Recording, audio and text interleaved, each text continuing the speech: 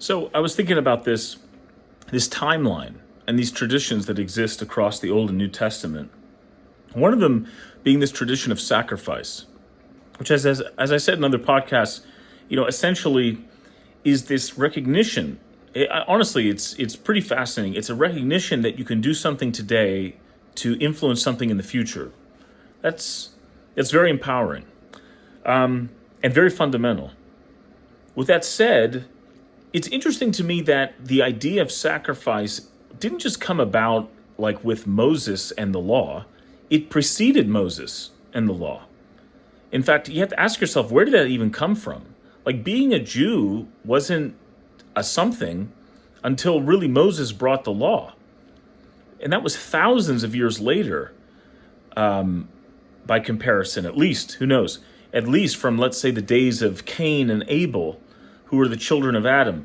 Remember, Cain and Abel, they're very briefly mentioned in Genesis. And one of their most eventful moments was that moment where Cain kills Abel. But Cain kills Abel over a sacrifice, right? Cain brings his sacrifice, which is basically fruits and vegetables that weren't the prime and best. And then Abel brings a lamb, meat, essentially. And his sacrifice is acceptable to God. So in playing out that ritual of sacrificing plants or sacrificing something, we know what the meta-narrative is, the archetype underneath all of that, which is that sacrificing your best for a goal is very valuable.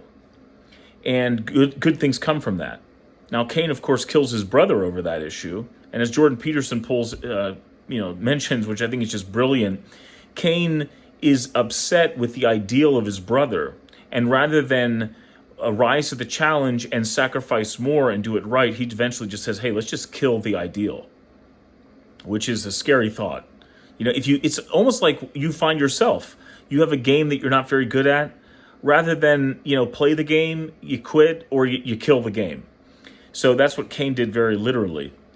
But keep in mind, why the heck was the first sacrifice sets of food? And I think it speaks to sort of we have to repoint and restructure our understanding of what our center is. It always amazes me, again, the enteric nervous system, which lines our gut, is exceedingly complex.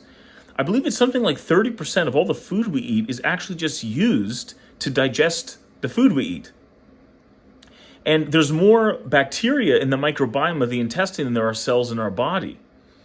And again, as you mentioned, as I've said before in my book, when people say, hey, go with your gut, what are they talking about? What does that nausea and that feeling of things are okay or not mean? What does irritable bowel syndrome mean as people go through different stressful periods of their lives and they get diarrhea and constipation depending on how they're feeling? It's very interesting. But I go back to say that this idea of food being so central to who we are is clear to us because the traditions that we follow in the most historic and ancient way began, let's say, around the dinner table. In the case of Cain and Abel, suddenly we're talking about sacrifice, and they're not just they're not like in a cave meditating and they're sacrificing their sleep or something. The first thing that they're talking about is sacrificing food. So once again, this is very insightful, and we need to be prepared and aware of the buttons and the tools that we have at our disposal for managing the core of ourselves. Just like we manage the brain through textbooks and workshops and educational programs, we need to do the same thing with our diets. And that means we're managing our food, what we eat, when we eat, how much we eat. And this is not to be minimized. So the first sacrifices were discovered, that concept was discovered, that technology of thought, that paradigm was discovered through a practice of eating and a sacrifice of food. And it goes back a long, long time.